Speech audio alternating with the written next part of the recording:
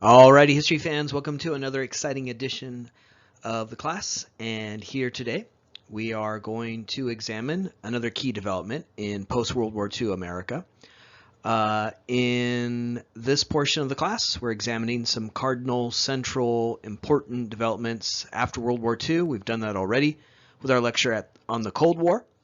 And here today, we're going to turn our attention to a key cardinal development within the United States in the post-World War II period, the modern civil rights movements of the 1950s, 1960s, and 1970s. What we'll see here in lecture today is how racial minorities, women, sexual minorities rose up in the post-World War II period and demanded to be full and equal citizens of this nation. So here today in this lecture, we turn our attention to those modern civil rights movements of the post-World War II period.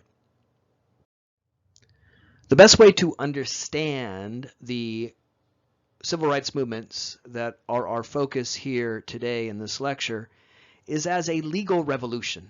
And that's a very important term because the revolution aspect of that idea, that term, speaks to how this really is a revolutionary period. How in the 1950s, 1960s, and 1970s, you see profound changes to American law that overturn decades, in some cases centuries, of discrimination, prejudice, and other legal strictures that prevent racial minorities, women, and sexual minorities from being full and equal citizens of this nation. So this really is a revolutionary period, but it is a legal revolution, meaning laws change. As we'll see here in this lecture, the story of the modern civil rights movements is a story of a legal revolution that is revolutionary in its impact and its consequence and how it shapes and changes American history. But those changes are limited to the law. Laws change. And that's important to understand in regards to the limits of the civil rights movements. You can change a lot when you change the law, and that is the revolutionary impact, where now, as we'll see, people who had been previously denied equal access will have that access to key institutions of authority in American life. But you can only change so much when you change the law. It doesn't change attitudes, it doesn't change cultural values. And if you think about that, it helps you understand a great deal about the America you live in today, where we can look back on the successes of civil rights, how civil rights legislation and action opened up new opportunities for racial minorities, but we still live in America where racism, white supremacy still prevails in many parts of this country, and that's because the modern civil rights movement was a legal revolution, where we changed laws, opened new opportunities to racial minorities, women, sexual minorities, but it didn't necessarily reverse centuries of cultural values that were often invested in racism and white supremacy. Why does this happen? Well, a number of factors, many of which we've been leading up to for some time in our most recent lectures, where we've talked about changes in the New Deal era, in World War II, and in our most recent lecture, in the Cold War. The reason why a civil rights movement, a legal revolution, takes place in the post-World War II period is because of those antecedents and the context of the Cold War. The antecedents being the New Deal, first, where, as we talked about, in the 1930s, amidst the Great Depression, it created a larger debate about this question of who is an American. And to some very limited extent, it offered new opportunities to people who had been denied full and equal status. We saw that with Native Americans and religious minorities and women. The New Deal was a moment where Americans rethought the American community to a very limited extent, expanded that sense of us. It was a moment where the nation was urged to confront the limits in society and imagine a more generous vision of us. Then you have World War II, which, as we talked about, was also a period of confronting our nation, the ways in which we could reimagine the American community. World War II was fought in the name of freedom. We talked about the notion of 4 freedoms enunciated by Roosevelt in 1941. In World War II, we like to imagine that we were fighting against the greatest racist in human history, Adolf Hitler. But then you had those race riots. You had the internment of Japanese Americans. There were all these markers of inequality. And again, that created a larger debate that will spill over and help influence and motivate the civil rights movements that we will examine here in this lecture. So there's some antecedents, some things that come before the civil rights movements that are our focus here today that help explain why it's in this period you have these social changes. New Deal, World War II, and then you have the contemporaneous Cold War. The civil rights movements will take place in the context of a contemporaneous Cold War effort where in the rhetoric surrounding the Cold War, not always the reality, but the rhetoric, America liked to represent itself as a beacon of freedom and democracy. We were urging the world to see America as such. Civil rights advocates, African Americans, Native Americans, Latinos, women, take that rhetoric that establishes America as a beacon of freedom and democracy and use it to make an argument for civil rights, feminism, gay rights. They use the very rhetoric of the Cold War to demand that America fulfill that image here at home. If we're such a beacon of freedom and democracy, why do we limit those values and opportunities for our own people?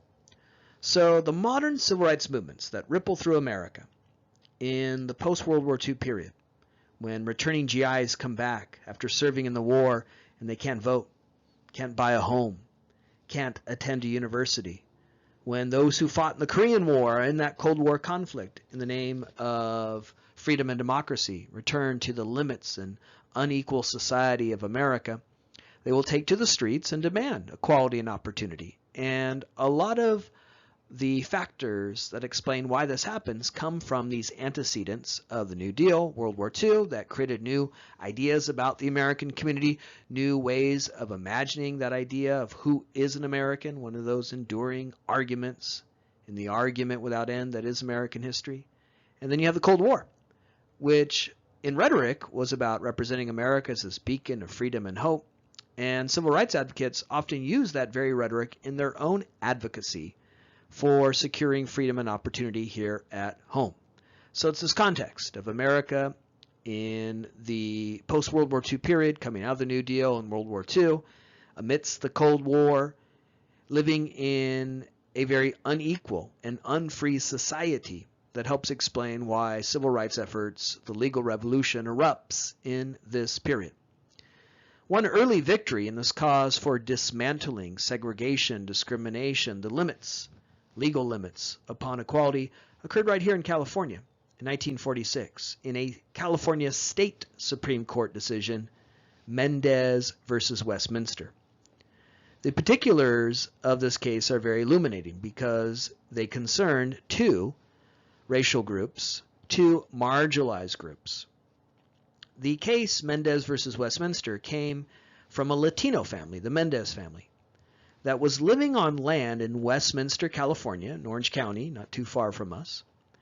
And they wanted to send their Latino children to the local public school.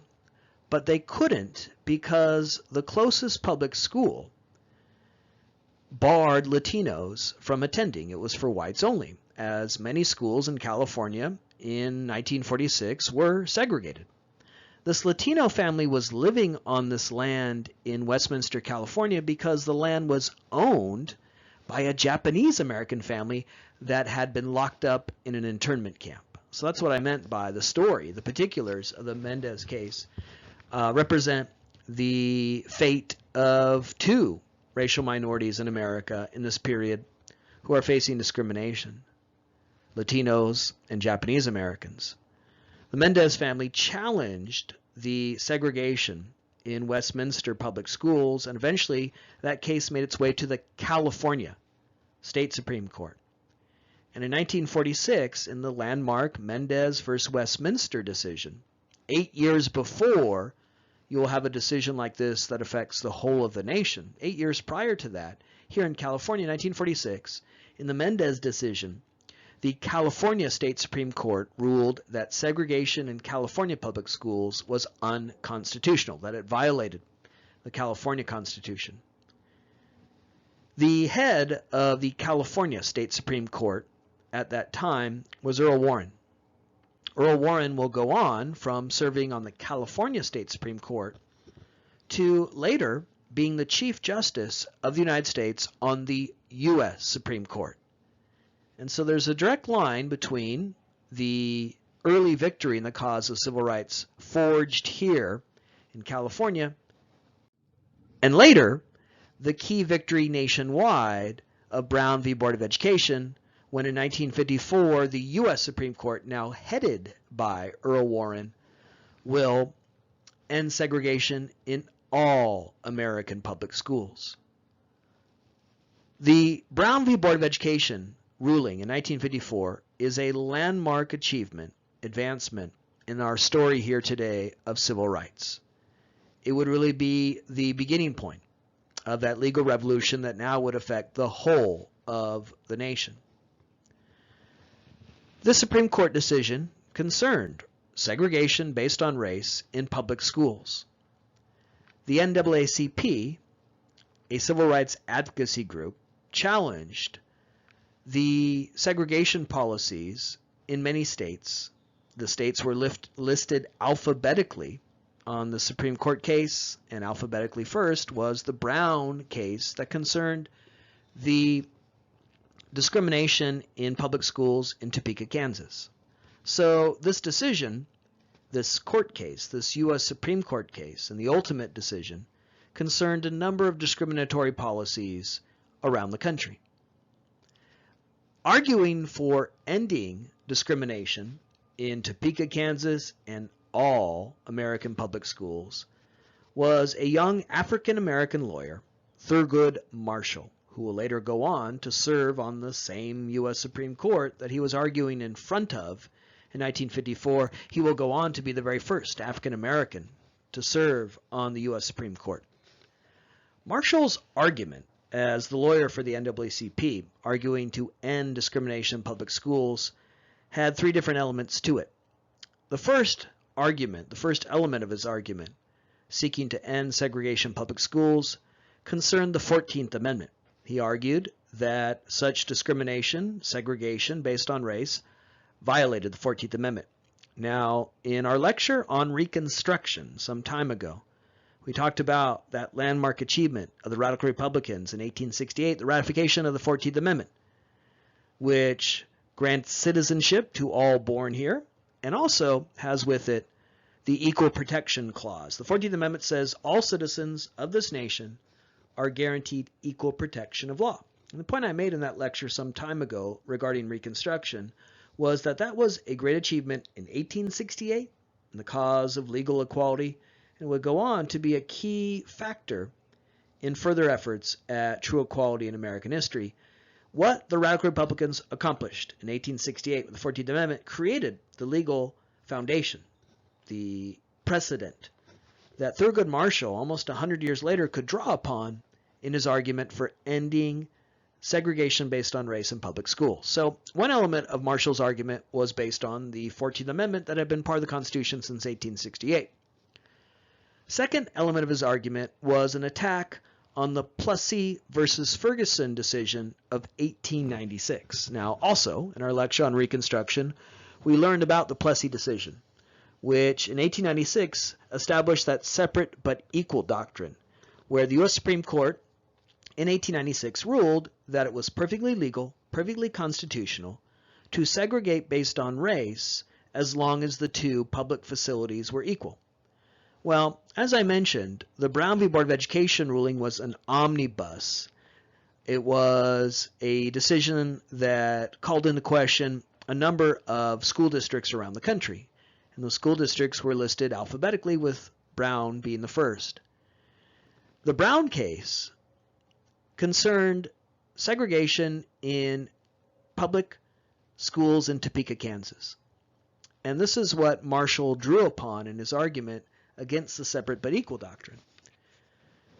The Brown family, in the Brown versus Board of Education ruling, had to send their African-American child to the only school in Topeka where children of color could learn. That school was located next to a rail yard, where every day railroad cars would come in at breakneck speeds, meaning that for this child to go to the only public school open to that child, the child had to cross these dangerous railroad tracks, putting her life on the line just to walk into a school and open a book.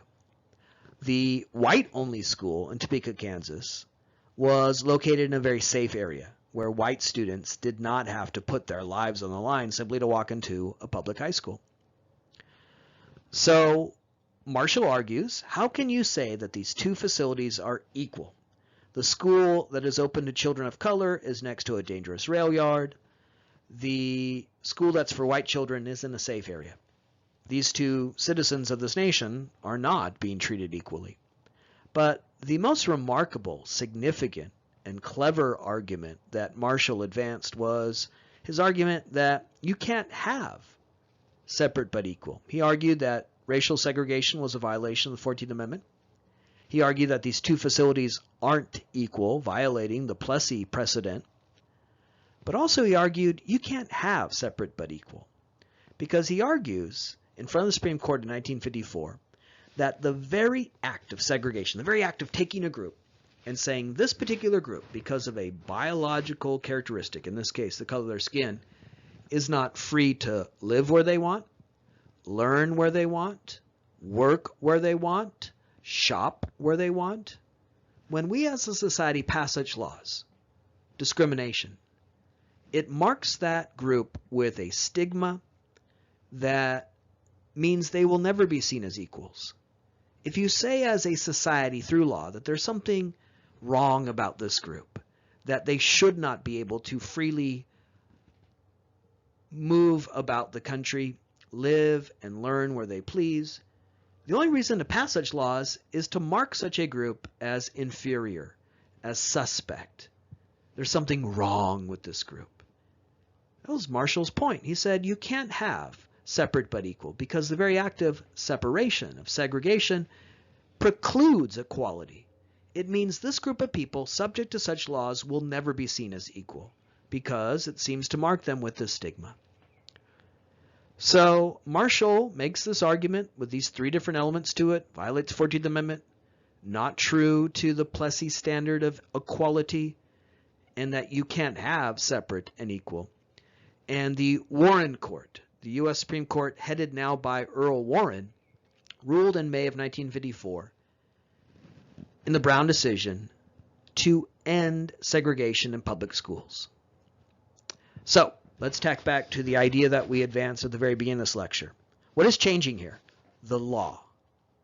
This is changing now law on a federal level from the Supreme Court. That too is a key insight to take away from this lecture.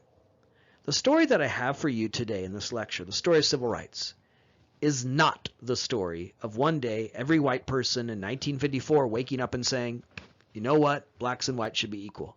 That's not what happens. This isn't about changing hearts and minds. It isn't about changing attitudes. It isn't about changing cultural values. If that was the case, if one day in 1954 everyone saw racism as wrong, well, America would be very different today. What's changing isn't attitudes, it's the law. And those changes are coming from the federal government. This is a key point I've made in previous lectures, and we return to here today. The story of civil rights in American history, whether it's Reconstruction, here the modern civil rights movements, or efforts today, that's the story of big government. It's the story of the federal government forcing states and individuals to do what they don't want to do, treat everyone equally under law. If you just leave it up to societal attitudes, that will never happen. Instead, you have to force individuals to do what they are not inclined to do, treat everyone equally under law. So the Brown decision represents all of these elements I'm stressing to you here today about what exactly happens in the civil rights revolutions. It's revolutionary because, in this case, it ends decades, almost a century, of segregation in public schools. But where's that change coming from? It's coming from the federal government through the law. And that speaks to both the revolutionary impact of this and its limits. We're changing laws, but we're not necessarily changing attitudes, cultural values. We are not reversing centuries of investment by some in racism and white supremacy. But the change is here, it's in law, it's truly significant, and that change is coming from the federal government, because that's the only way civil rights goes forward. It isn't about changing hearts and minds. It isn't about one day everyone waking up and holding hands and singing Kumbaya. Guess what? That day has yet to come in American history. It's instead about the federal government saying, here through the Supreme Court, you have to do this, forcing states and individuals to do what they're not inclined to do. So the Supreme Court, in the vanguard of change, the federal government, in the necessary and vital role as forcing this change. Though the Brown decision only applied to public education, the rest of Jim Crow segregation is still out there in 1954. It was still legal to say blacks can't shop at the store, or an employer to say we don't hire Latinos, or labor unions to say we won't have Asians in our membership. The only thing that changed with Brown was public education. But many saw this as the beginning of change, and that's why the decision in May of 1954 was celebrated as a second emancipation. And that's because it was returning the federal government to this role that it had failed to play since Reconstruction. As we learned in our lecture on Reconstruction, Civil War ends in 1865, slavery ends in 1865, and for a brief moment, the radical Republicans take control of Reconstruction and steer America towards radical change, the 13th, the 14th, the 15th Amendment. As I mentioned in that lecture, during that period of Reconstruction, African American men can vote, former slaves are elected to the U.S. House. But then we also learned in that lecture, soon after that, in the 1870s, the federal government turned its back on equality and freedom for all. And that opened the door to 100 years of Jim Crow, apartheid, segregation. But now the federal government is back in that necessary role as the agent of change. And that's why many saw this as the second beat in a long delayed rhythm, a second emancipation. The Brown decision only applied to public education. That speaks to its limits. It speaks to how the change in this period is slow and incremental. But even that caused great blowback and resistance. Many southern states refused to open their doors to black learners. There were many public school systems in the South that just shut down. They said, we're not going to educate any students, white or black, if it means black and white students learning in the same room. And that's why it took Dwight David Eisenhower in 1957 to call on the 101st Airborne to desegregate a public high school in Little Rock, Arkansas. The federal government had to play that role because there was such resistance, particularly in the South, to even this modest step towards desegregating America. Of course, when we talk about public education, we are talking about that stubborn, enduring question, argument in American history. Who is an American? When we talk about public education, we're talking about the public and who falls under that banner of we the people.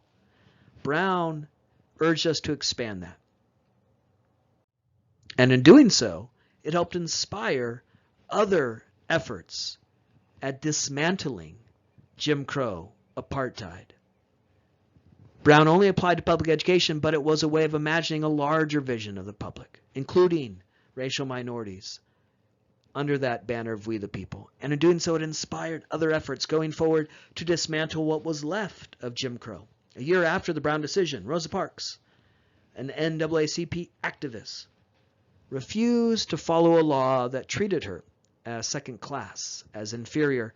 She refused to abide by racial segregation and discrimination in public transportation on a public transportation bus in Montgomery, Alabama. Her arrest for refusing to abide by racial discrimination, segregation, sparked civil disobedience. It sparked a peaceful protest against the public transportation system in Montgomery, Alabama, the Montgomery Bus Boycott, where for 381 days, more than a year, the African American citizens of Montgomery, Alabama, galvanized, unified, feeling a sense of us and solidarity, walked to work, walked to school, walked to church, refusing to drop a dime, refusing to patronize a public transportation system that did not serve the public. It segregated the public. They relied on an informal network of taxis where people carpooled, said, oh, you go to that church, I'll give you a ride. Anything it took to avoid patronizing, supporting, dropping a dime within a public transportation system that again treated you as second class. So from Rosa Parks' arrest came the Montgomery Bus Boycott. Now there's a lot here to think about. First off, let's start with Rosa Parks.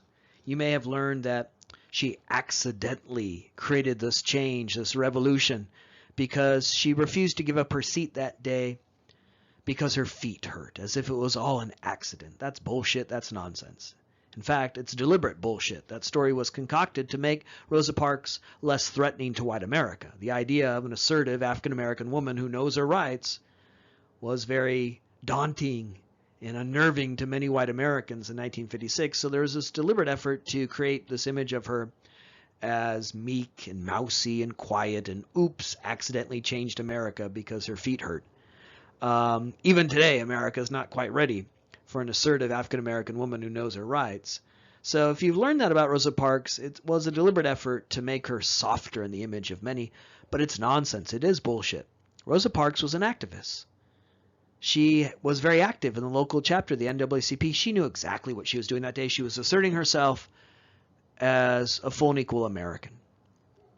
From this came a boycott, a protest. And that makes us think about the place of the Montgomery Bus Boycott in the larger story of American history. America was born out of boycotts, rebellions against the King of England, as he was seen as a threat to their individual rights.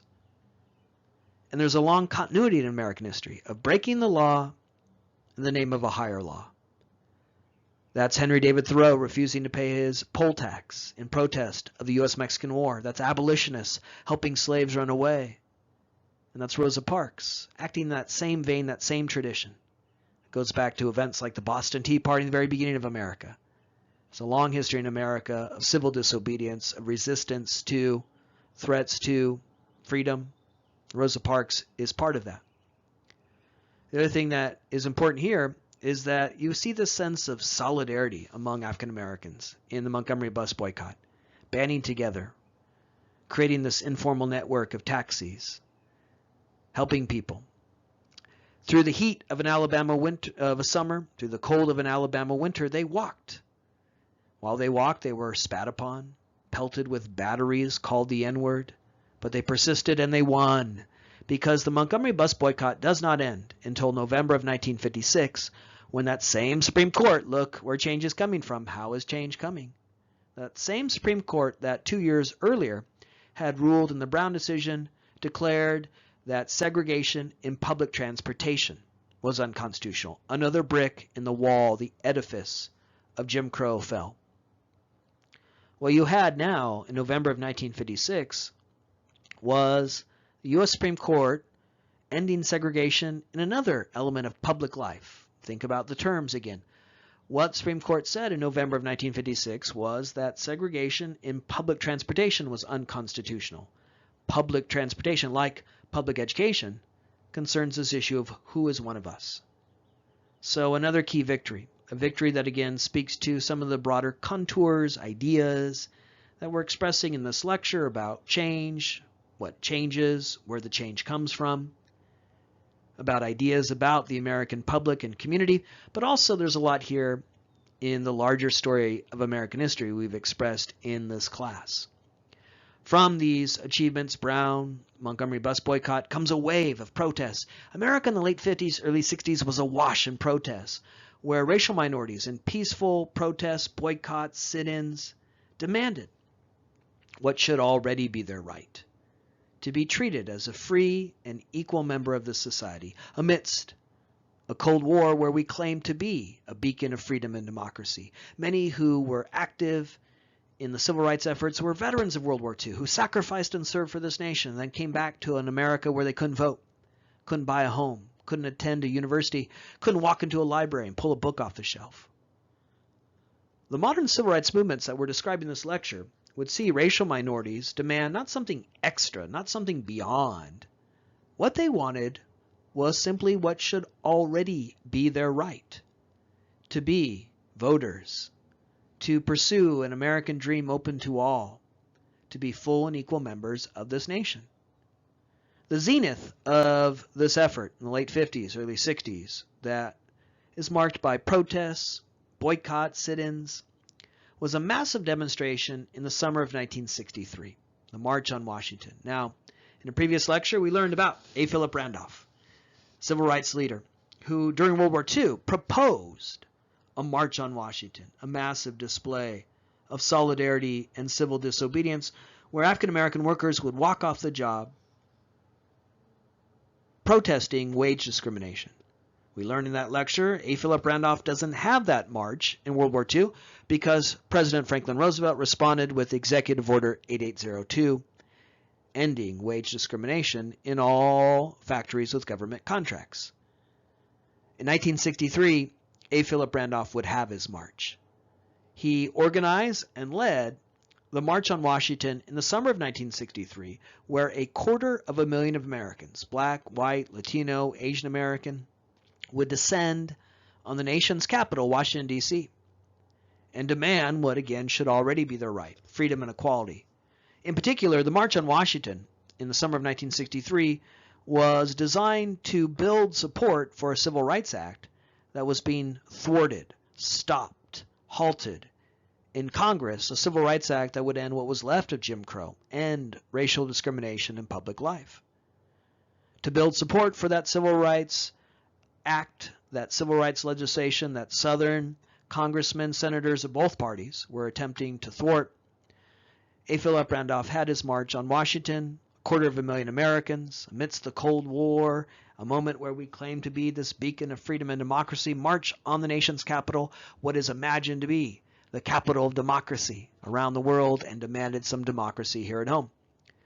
Most memorable event at that March on Washington was an evocative speech given by a very young and charismatic preacher, Martin Luther King Jr., who on the steps of Lincoln Memorial gave his I Have a Dream speech. And that's usually what's most remembered about March on Washington. But unfortunately, what's often forgot about the March on Washington is the slogan. The slogan for the march. The slogan for the march was jobs and freedom. What was key to King, A. Philip Randolph, and so many who marched that day was that freedom means more than just voting, means more than just sitting at a lunch counter and being able to order BLT. Freedom means jobs, and this too helps to tie together many of the big themes we're talking about in this class. As we've talked about in previous lectures, the cause of civil rights for African Americans in U.S. history is often tied to economic opportunity. In our lecture on Reconstruction, we learned about the Freedman vision. After the Civil War, former slaves wanted 40 acres and a mule because that's really what freedom meant, economic opportunity. We also learned that those hopes were dashed, that slaves never received any compensation for their lifetime of toil, the labor that made America so wealthy. We learned in a previous lecture on World War I about the Great Migration, about how African Americans were leaving the South during World War I seeking good-paying jobs in factories, only to be discriminated against in employment, subject to residential discrimination, and beaten in race riots during the World War I era. So we've seen in previous episodes and previous moments how for African Americans, freedom meant jobs. That's what really makes you free. That's what really gives you a sense of independence, autonomy. And we forget that the March on Washington was about jobs. Dr. King in his I Have a Dream speech, he gives this evocative speech about blacks and whites living side by side.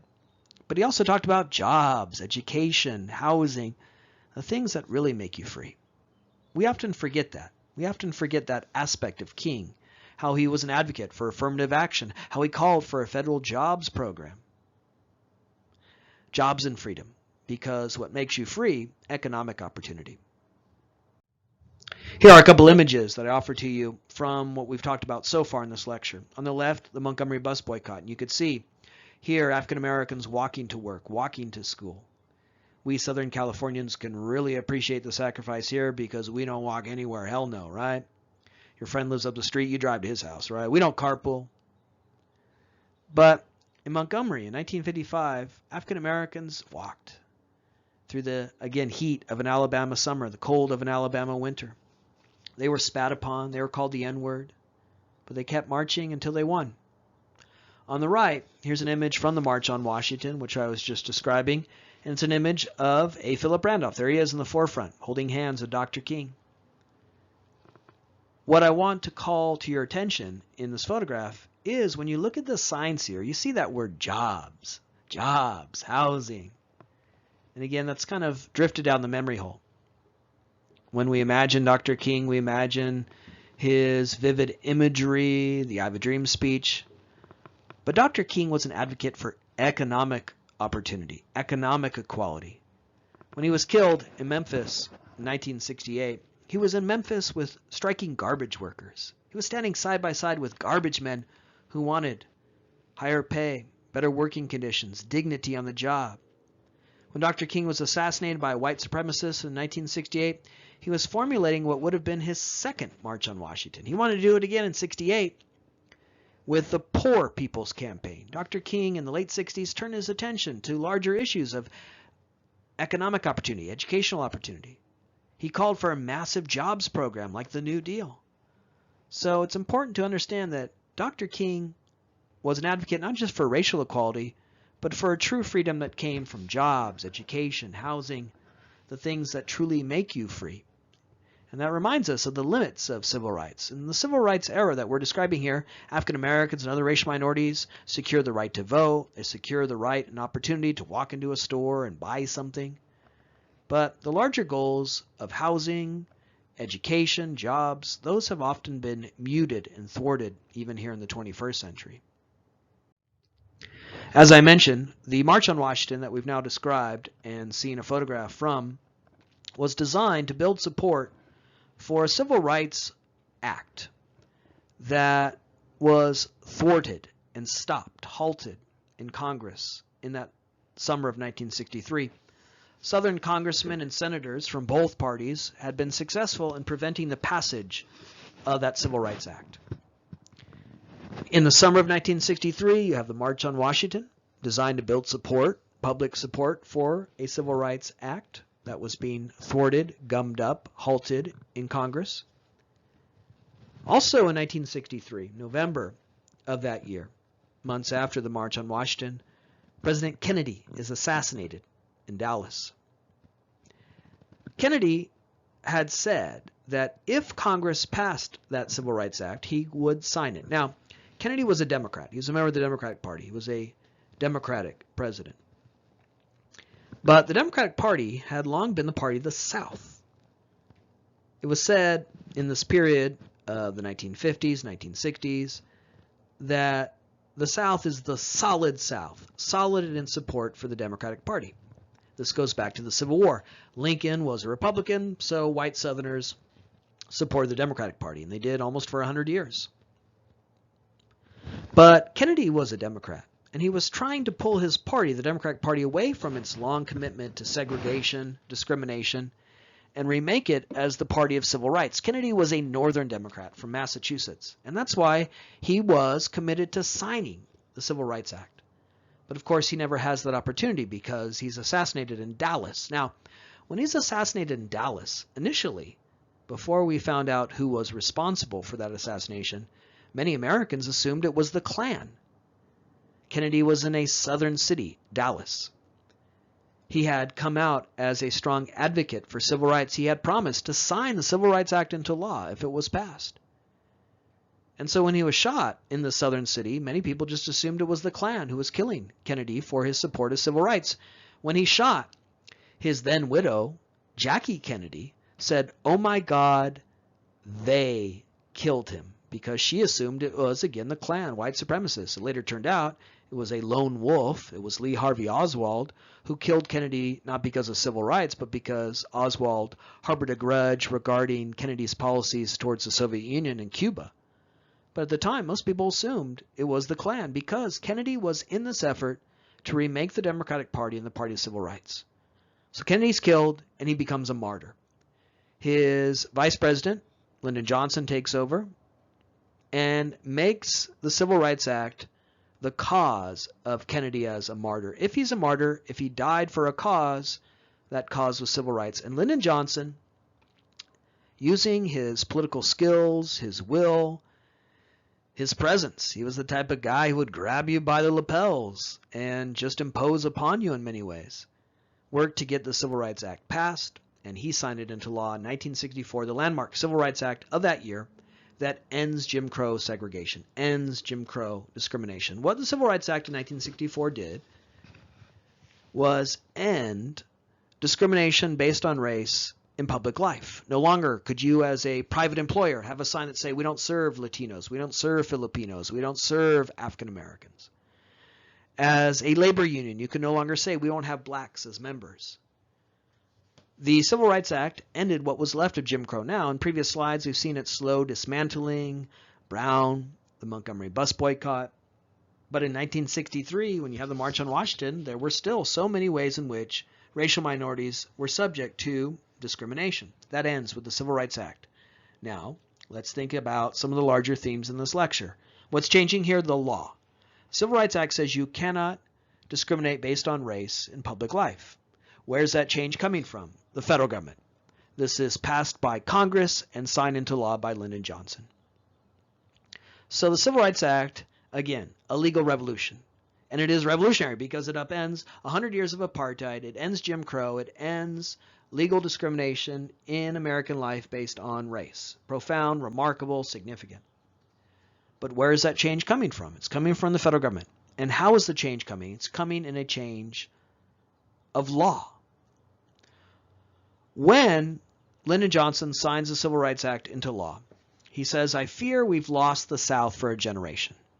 By which he meant that the South, which had long been the solid South, solid in its support for the Democratic Party, would shift now towards the Republican Party. When we think of states like Alabama, Mississippi, Louisiana today, we think of red state America, right? We're going to have a presidential election later this year. But you know what? They can color in those states now because those states, Alabama, Mississippi, Louisiana, those states today are so loyal to the Republican Party. Well, that shift away from whites in the South loyal to the Democratic Party to the Republican Party begins here in the 60s with civil rights, where now the Democratic Party was the party of civil rights. It will be a Democratic president, Lyndon Johnson, who signs into law the Civil Rights Act of 1964, the Voting Rights Act of 1965, the Hart-Celler Act, which I referenced in our lecture on the Cold War, that opened our borders to immigrants from around the world. It was a Democratic president who did that. And as a result, whites in the South will shift their loyalty towards the Republican Party, and the Republican Party will work hard, and a lecture will deliver soon, to win over disaffected whites and fold them into their movement, and that helps explain why those states today are red states, solid in their support for the Republican Party. Civil Rights Act, remarkable, profound, significant, but there was one lacuna, one missing element, one thing not specifically and explicitly addressed in the Civil Rights Act of 1964, voting rights. That lacuna, that missing element, would become glaring when in early 1965, there were a wave of attacks around the country where white police officers, Klansmen, would beat and attack peaceful protests who were seeking the right to vote. In early 1965, 3 civil rights workers, 2 of them white, were slain by the Klan in Philadelphia, Mississippi. That would lead to the Voting Rights Act the next year of 1965. It was clear with the bloodshed, with the assassinations of civil rights workers who were merely registering blacks to vote in the South, that white supremacists in the South were willing to use violence, terrorism is violence for a political end, to prevent American citizens from voting. So again, if you think about some of what we stressed in this lecture, what are civil rights advocates seeking? They're seeking the right to vote, which should already be the right of all Americans, particularly in a nation that we like to imagine as a beacon of democracy. The willingness of the Klan and other groups to use violence to prevent that in the march at Selma, where John Lewis, a young African-American advocate for civil rights, was beaten, his skull fractured. John Lewis still alive, still in Congress today, and you could see the scar on his head, where he has a very young man, the same age likely you are. He was beaten and attacked simply because he wanted to vote in this country. You had that march in Selma. You had the slaying of civil rights workers by the Klan in Philadelphia, Mississippi. Well, that willingness to use violence demanded action, and it came with the Voting Rights Act of 1965. Now, it's important to note the Voting Rights Act of 1965 does not give racial minorities the right to vote. They already, under law, had that right to vote. That goes back to, again, one of the amendments we saw in the Reconstruction era, the 15th Amendment. The 15th Amendment, ratified in 1870, says you cannot deny someone the right to vote based on race. So you can have laws that say blacks or Latinos or Asian Americans can't vote. But we also learned in that lecture on Reconstruction that with that came all sorts of efforts to get around that through poll taxes, literacy tests, understanding clauses that made it effectively impossible for people of color to vote in this nation. So with the 15th Amendment, racial minorities had the right to vote, but they couldn't exercise it. The Voting Rights Act allows them to exercise it. What it offers is a federal guarantee for the right to vote. What the Voting Rights Act did was it put the federal government in charge of local elections in parts of the country that had a history of voter discrimination, of using poll taxes, understanding clauses, open violence and intimidation from preventing people of color from voting. So the Voting Rights Act doesn't give people the right to vote, it just protects their right to exercise it. It's again about federal government. It's an act of federal legislation from Congress signed into law by that same president, Lyndon Johnson, who signed into law the Civil Rights Act. And it's about federal government taking over elections, saying to Alabama, Mississippi, Arizona, you can't run your own elections because when you do, you prevent people from voting. The Voting Rights Act of 1965 put the federal government in charge of those elections. So it's another story of big government, the necessary, vital role the federal government has to play in securing equality for all. If we leave it up to Alabama and Mississippi, they're not going to let people vote. I've mentioned many times in this class that the history of America is not the history of democracy. That from the very beginning and continuing through American history, there have been efforts to deny people, American citizens, the right to vote. The Voting Rights Act of 1965 is a landmark achievement in helping make America more democratic. If you want to see America as a democracy, that history does not begin in 1776. It arguably only begins in 1965, roughly 50 years ago. But recently, just in the last few years, the U.S. Supreme Court, the current court, the Roberts Court, has ruled in a way that has rolled back and undermined the Voting Rights Act. There are parts of this country today, 2020, that were once subject to the Voting Rights Act that are no longer subject to it, and they're allowed to run their own elections. And what have they done? They've closed polling stations. They've passed laws that require you to get some ID that you can only secure from this office that's open from 2:30 to 3 o'clock every third Friday. All of these onerous restrictions trying to prevent people from voting. So if the history of America is not the history of democracy, but the history of the fight for democracy, guess what? That fight goes on, and everyone in this class is an heir to that fight. You have inherited it because it's an ongoing effort. You cannot imagine that just because we passed a Voting Rights Act in 1965, now everyone can vote, we have a democracy, and we can move forward and spend our days watching Netflix. We have seen in our own lifetime, in just the last few years, an effort to undermine the Voting Rights Act. In the most recent presidential election in 2016, there were people in line for 8 hours to vote. If you have to stand in line for 8 hours to vote, that's deliberate. That's designed to prevent you from voting. So the history of America is not the history of democracy. It's the history of the fight for democracy. And that fight goes on, and everyone alive today has to keep that fight going forward. Other racial minorities were inspired by the efforts of African Americans that we've described here. And a man who would help lead the effort for a more equal America for Latinos and Asian Americans, Cesar Chavez, who was deeply influenced by Martin Luther King Jr., and in particular his strategy of nonviolent but persistent protest. Chavez was the son of migrant farm workers, and he saw in the experience of his parents racial discrimination, denying them basic rights, namely the right of assembly and the right of free speech. His parents were migrant workers, farm workers, and there were all of these efforts in the early 20th century, in the lifespan of Chavez's parents,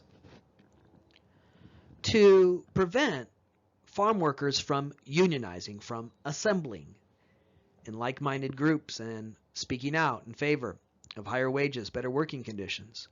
In the early 20th century, a billion-dollar industry develops here in the Southwest, particularly here in California. Citrus industry, agriculture. The growers, the landowners who helped develop that industry, worked diligently to deny their workers the right to form unions.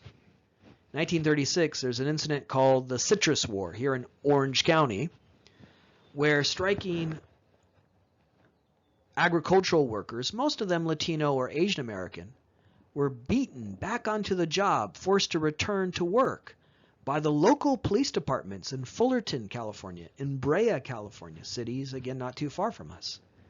That demonstrates the use of violence and intimidation to prevent unionization.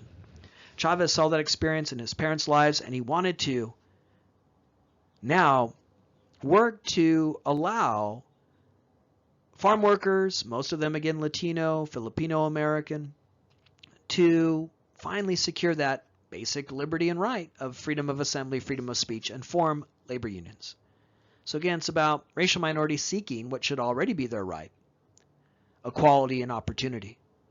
Chavez joined with Dolores Huerta and helped form the United Farm Workers, an effort to unionize farm workers in the Southwest, most of them Latino and Asian American. He launched a boycott using the techniques that were successful African Americans that we've talked about. It's very common here in California in the 60s and early 70s to see t-shirts, posters that said boycott grapes. He wanted American consumers to refuse to buy grapes, put pressure on the growers to recognize the right of their workers, American citizens, to form a union. So now you got that calculus. Whose side are you on? Do you buy grapes and side with the billionaire growers?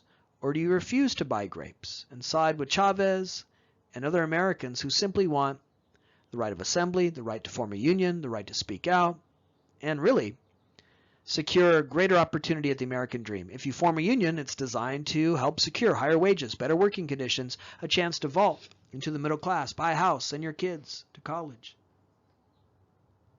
Chavez, Huerta, they brought their boycott nationwide. And ultimately, they forced growers to negotiate with these unions, recognize the right of their workers to unionize, and in doing so, secure for the members of these unions higher wages, better working conditions, a chance at the American dream. So the story of Chavez is a story of peaceful protests. It's the story of boycotts, that very American methodology of putting pressure on the powerful. It's a story of determination. It's a story of raising visibility for a group who had long been marginalized and subject to discrimination, racism, and violence, as we talked about in that 1936 Citrus War. And it's a story ultimately of victory secured by these methods, as by the 1970s, the United Farm Workers is recognized, the growers ultimately negotiate with Chavez in an effort to offer to these American citizens what should already be their right. Freedom of assembly, freedom of speech, and a chance at higher wages, better working conditions, a chance at the American dream. So we've talked a lot so far in this lecture about civil rights as an effort of racial minorities, as an effort of African Americans, Latinos, Asian Americans. But civil rights as an effort to create an America where all are equal, where all have the freedom to pursue a life of their own making, can also be a way of understanding another key development in this period, the modern feminist movement of this period. The narrative for women is very similar to the story we have enunciated here and in previous lectures about racial minorities. During World War II, as we talked about, women got greater opportunities to sacrifice, serve, contribute to society. We talked about Rosie the Riveter, women on the factory floor, earning wages, and in doing so getting a taste of economic freedom, economic opportunity, self-determination. We talked about how women doing heavy labor in World War II challenged and revealed the false sexism, demonstrating that women could do anything. But after World War II, women were encouraged to contain and limit their ambitions. Containment is American foreign policy in the 40s and 50s. We talked about that in our lecture on the Cold War, the effort to contain the spread and influence of communism. But containment is a great way to understand domestic life in the 1950s, where certain Americans, racial minorities, sexual minorities, and women were told to contain their ambitions and freedom. In the 40s and 50s, American women, many of whom had sacrificed and served in World War II, many of whom got a taste of greater freedom and opportunity, were told to forego a career, forego an education, to get married, move off to the suburbs, and spend their lives scrubbing floors and wiping poopy butts, to be wives and mothers. So in the 40s and 50s, containment, that foreign policy, manifest here at home, not just in a Red Scare led by McCarthy, but in the gendered ideologies and messages of this period, where women were urged to contain their ambitions, their pursuit of a career, their pursuit of an education. And then here comes the 60s. Here comes protest and civil rights. And women listened to the demands of racial minorities and heard something that was very applicable to their experience. They too wanted to be free and equal members of this nation. And from that comes the modern feminist movement. Women taking to the streets, demanding the same thing: freedom, opportunity, equality, pursuing independence, a life of their own making. A key moment in that effort came in 1963, this fateful year, the year of the March on Washington, this year of Kennedy's assassination. In 1963, Betty Friedan published The Feminine Mystique, which is often cited as the catalyst for the modern feminist movement. In this book, she articulates the problem with no name. What's the problem with no name? Well, first, it was a problem with no name because no one had ever seen it as a problem, identified it as such. Friedan is the first to describe this problem. The problem was that Betty Friedan did aspire to a career. She aspired to a career in journalism.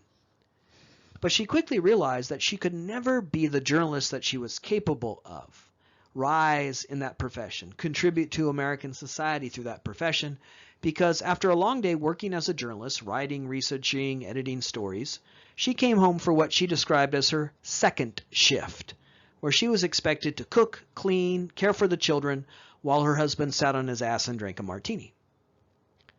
The idea here is that men, because they are liberated from those domestic tasks, because society only charges women with the duties of cooking, cleaning, and childcare, men can devote all of their energy, all of their focus to their career. And that, according to Betty Friedan, is why men are in charge in society in 1963. Why men are CEOs of corporations, why men are on the faculty of prestigious universities. It's because half of the population, women, have been tasked with these duties that men are liberated from.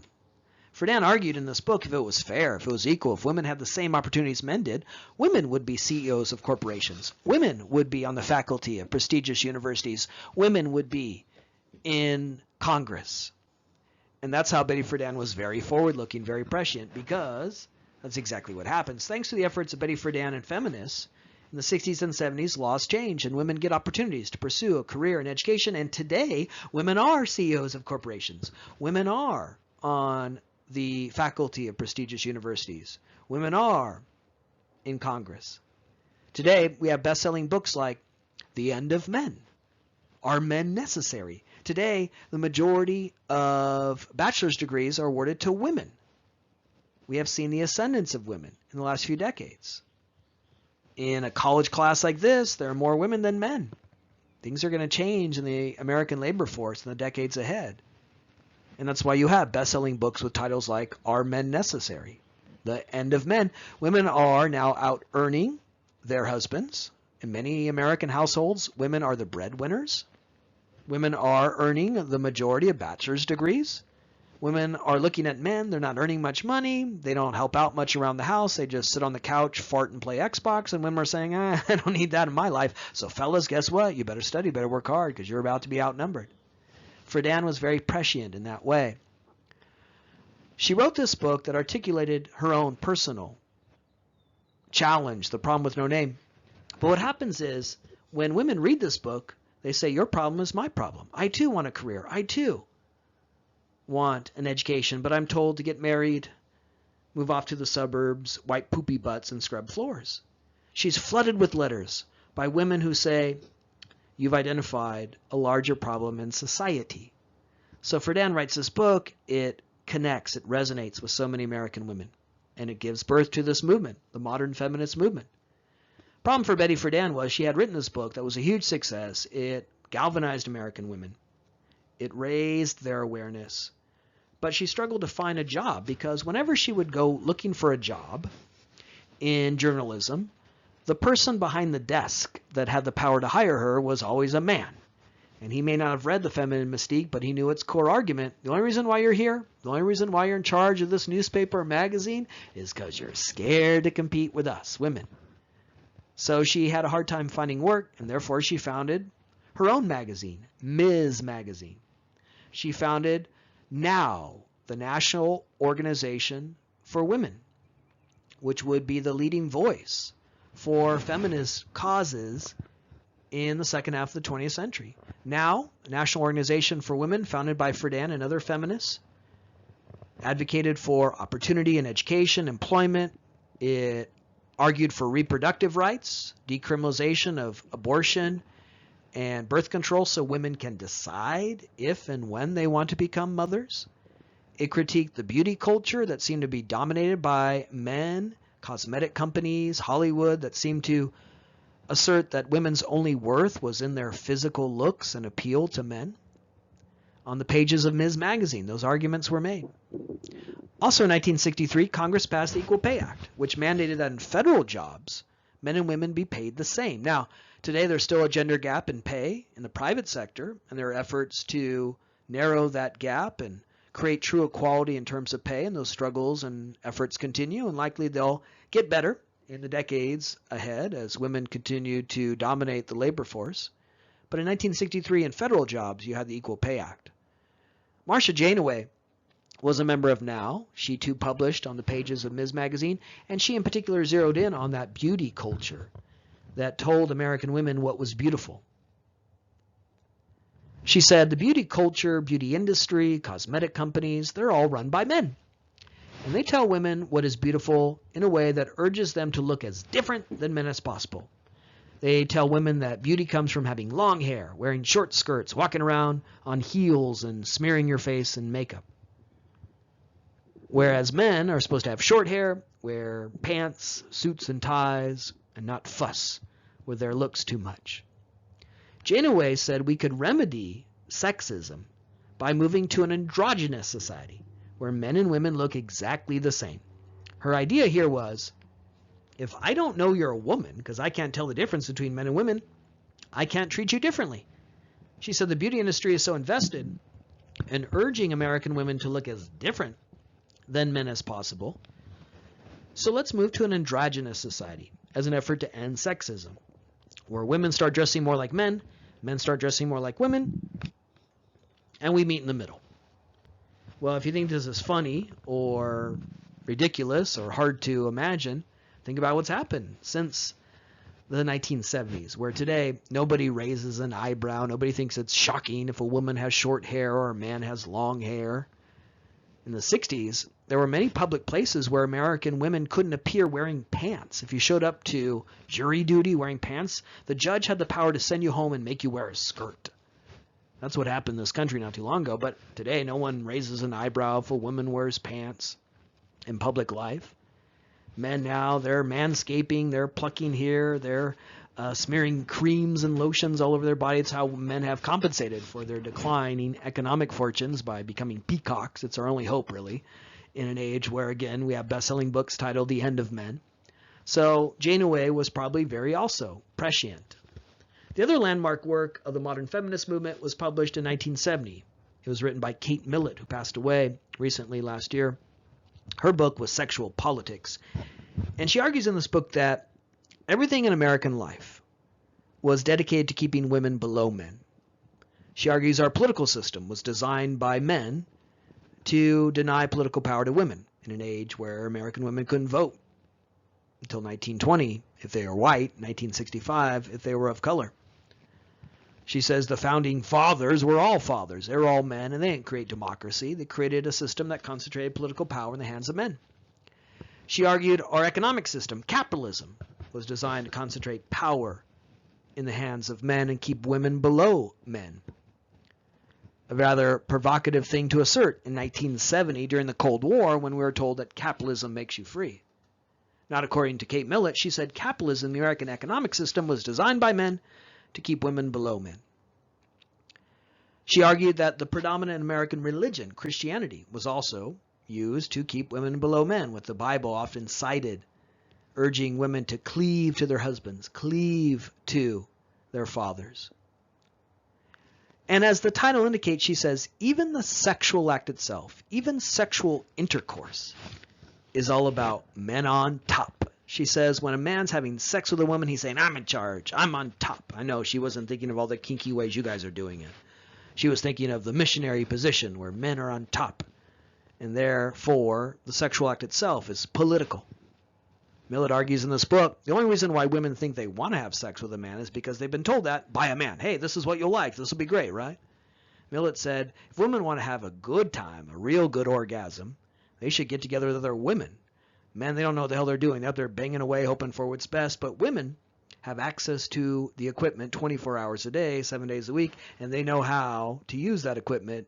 And so Millett argues that women could break free from patriarchy by refusing to have sex with men and having a much more pleasurable time with other women. Kate Millett, Sexual Politics, the other landmark work of another key social development in this period, the modern feminist movement. All right, so in this lecture, we've talked about the modern civil rights movements that come from the efforts of racial minorities. We, in the previous slide, talked about the modern civil rights movements as also about liberation, opportunity, freedom for American women with the modern feminist movement.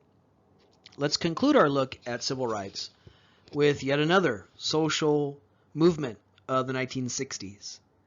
That of the modern gay rights movement, which also comes out of the 1960s and also has so many of these elements, characteristics in common with the efforts of racial minorities and women. And it follows a pattern that we saw with those groups, the efforts of sexual minorities, gays and lesbians. Because after World War II, like racial minorities, like women, they were subject to discrimination. They were subject to violence. In the 1950s, there were efforts to use police forces against gay and lesbians, police brutality. In the Red Scare, the effort by Joseph McCarthy, which we described in our lecture on the Cold War, there was a very deliberate effort to associate gays and lesbians with communism, as if every communist was also gay or lesbian, and every gay or lesbian American was also a secret commie. There's this very deliberate effort, as part of the Red Scare, to associate homosexuality with communism and argue that they are both twin, double-sided efforts to destroy America, destroy the American fabric, to destroy the American family. So gays and lesbians were associated with anti-American sentiment, with being secret communists. That was a big part of the Red Scare. Gays and lesbians were subject to police harassment, police brutality, and selective enforcement of sodomy laws that criminalized certain sexual acts that heterosexuals engaged in, but it was only gays and lesbians who were ever prosecuted under these laws. So a very selective use of the law. So the experience of gays and lesbians, again, people who had sacrificed and served in World War II, soldiers, sailors, Marines, who had served and sacrificed in the Korean War amidst the Cold War, was to come back to a nation where they couldn't be free and equal members of society. Now, in the 1950s, there were already some key and brave civil rights efforts by gays and lesbians. A group called the Mattachine Society was formed in the 1950s, where you had these very brave Americans in the 1950s, in the very conservative reactionary period after World War II, marching in the streets with signs that said, "I'm a gay American," meaning I'm an American too. And yet I'm being discriminated against, even though I'm an American and should be a free and equal member of society. So the pattern is very similar. In the 1960s, you have civil rights, you have feminism, you have all these efforts by American citizens who are denied freedom and opportunity, and that created a context, that created a societal and cultural moment for the emergence of the modern gay rights movement. And the flashpoint event that's so central to the development of that movement occurred in 1969 at the Stonewall Inn in New York City, an event known now as the Stonewall Rebellion or Stonewall Insurrection. Stonewall Inn in the 1960s was well known to be a gay bar where gay men went to be free and equal members of society, to dance and drink together. Stonewall Inn is still there today. In fact, one of the very last things that President Obama did before he left office was declare the Stonewall Inn the very first national historical landmark, the very first LGBTQ national historic landmark. So you could still go to the Stonewall Inn today. It still stands. It's still a landmark. And President Obama declared it the very first LGBTQ national historic landmark. But in the 60s, it was well known to be a gay bar. And because that was routinely raided by the New York Police Department, who would come in, raid the bar, and arrest the patrons of the bar simply for being themselves in a free, supposedly free society. The New York Police Department would come in and attack the patrons of the bar, beating them with billy clubs and arresting them. So it became this epicenter, this center of so many of the concerns of gays and lesbians, how they were subject to police brutality. Well, one day in the summer of 1969, the patrons of this bar had enough. When the New York Police Department went in to do what they had done 18 times prior, arrest people, crack skulls, the patrons of the bar fought back and they beat the shit out of the cops. And the cops had to run out of the bar.